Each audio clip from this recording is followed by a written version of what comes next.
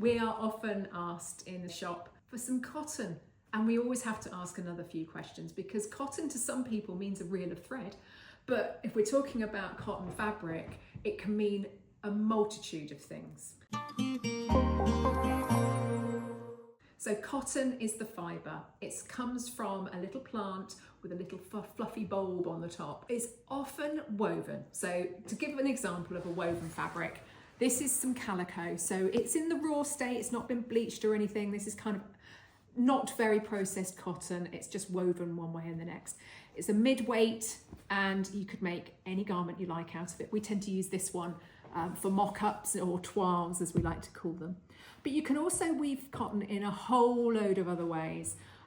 If you are a jeans wearer, you'll be wearing denim, which is a twill weave. A lot of workwear is twill weave. Again, you could also have cotton satin or even a cotton velvet. So there's so many ways that cotton can be processed. Another popular way, and what we wear a lot in fashion these days, is a cotton jersey. So this is knitted, and it is the knitting that gives it the stretch.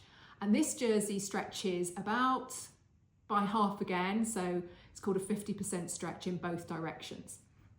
It does have a tiny bit of elastane in it, which is a type of elastic, which allows it to come back, to ping back. The key thing with all fabrics, but particularly with knit fabrics, when you're buying them either in person or online, it's always easier to buy fabric in person, I think, because you can feel it, is to look for the weight of the fabric. So in most cases, the weight is given in grams per square metre. And that's literally, if you cut out a square metre of fabric, how much it would weigh. So this, from memory, I think is around about 180 to 200 grams per square metre, which makes it perfect for a t-shirt, a dress, or some leggings. If you wanted something more drapey and light, you might go for, maybe for your underpants or a base layer, you might go for a lower amount of weight. If you wanted something to be super thick, you might go up to 250 grams per square metre. You may notice with some of the things that you purchase in the shop that they don't last as long. And when you put on your leggings, maybe you can almost see through them. And it's because the weight of the fabric isn't there. The weight of the fabric is due to two things. It is due to how densely it's woven or knitted, so how many fibres per metre squared.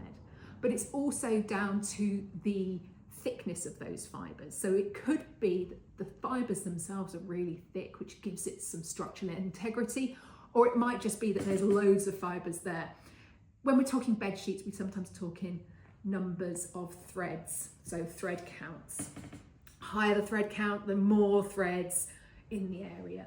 So in the fast fashion world, there are two things that the companies that are manufacturing to the lowest price will always do, and that is to reduce the number of fibres per square metre and the thickness of those fibres. So therefore, you never know as a consumer how poor the weight of that fabric is until maybe you've worn it and washed it and realised that it's not going to last you anywhere near as long as what you put the time and effort to make yourself as a home sewist.